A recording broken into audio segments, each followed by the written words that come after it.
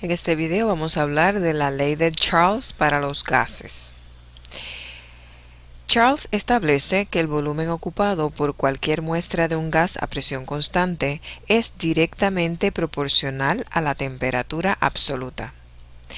Cambian en la misma dirección. Esto significa que si duplicamos la temperatura absoluta de un gas, el volumen del gas se duplica.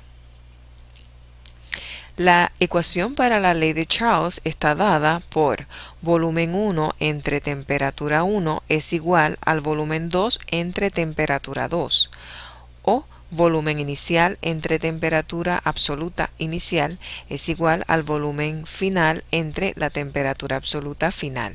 Debemos recordar que la temperatura para la ley de Charles tiene que ser expresada en Kelvin, temperatura absoluta. Veamos este ejemplo. Una muestra de dióxido de carbono gaseoso ocupa un volumen de 785 litros a 21 grados centígrados y una atmósfera de presión. ¿Cuál será el volumen de la muestra si la temperatura aumenta a 28 grados centígrados? En este caso, la presión permanece constante de una atmósfera, no cambia. Los datos que me están dando en el problema son el volumen inicial o volumen 1 del gas, 785 litros, la temperatura de 21 grados centígrados, que es la temperatura inicial, la presión del sistema, que es una atmósfera, no cambia, es constante, y la temperatura final o T2 de 28 grados centígrados. Tenemos que calcular el volumen final del gas. Para esto necesito la ecuación de la ley de Charles. Vamos a utilizar la ecuación de Charles para despejar para volumen final o volumen 2. Lo primero que tenemos que hacer es cambiar la temperatura a Kelvin, recordando que los Kelvin los calculamos sumando los grados centígrados más 273.15. Quiere decir que la temperatura inicial del sistema, que son 21 grados centígrados más 273.15, es igual a 294.15 Kelvin. La temperatura 2 o temperatura final es de 28 grados centígrados más 273.15 es igual a 301.15 Kelvin.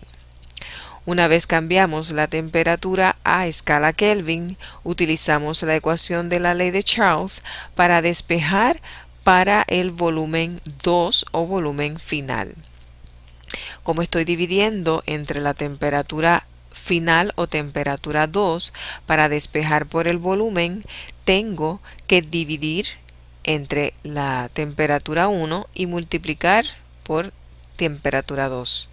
Así que al despejar en mi ecuación, como estoy dividiendo entre la temperatura 2, multiplico en ambos lados de la ecuación por T2, de manera tal que se me cancela en este lado de la ecuación y me queda volumen 1 entre temperatura 1 por temperatura 2. Esta es la ecuación que voy a utilizar para calcular el volumen 2.